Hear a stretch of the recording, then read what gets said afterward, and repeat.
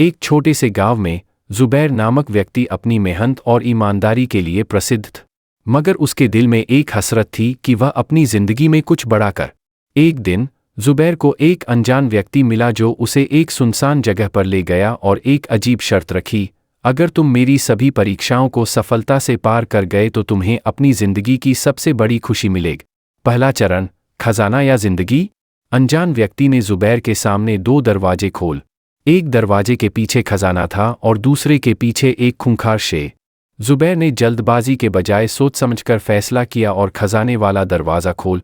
लेकिन दरवाज़ा खुलते ही जुबैर को पता चला कि खजाना नकली था और यह केवल उसकी बुद्धि की परीक्षा थी। दूसरा चरण, सच या झूठ।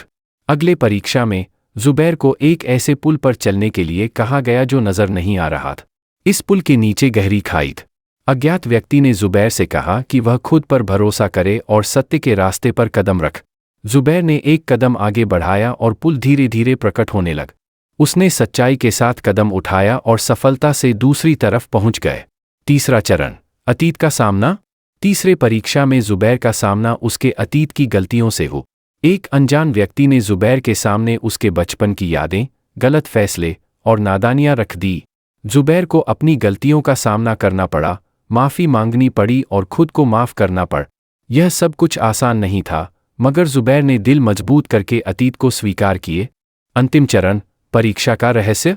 आखिर में एक अनजान व्यक्ति ने जुबैर को एक आईना दिया और कहा, तुम्हारी अंतिम परीक्षा यह है कि तुम इस आईने में देखो और जवाब दो, तुम्हें सबसे बड़ी खुशी कब मिलेगी। जुबैर ने आईने में देखा तो उसे अपने ही प्रतिबिंब में सच्चाई, मेहनत और विश्वास की झलक नजर आ। उसे समझ आया कि खुशी न तो खजाने में थी और न ही किसी परीक्षा में, बल्कि उसकी अपनी मेहनत और विश्वास में छिपी हुई थी।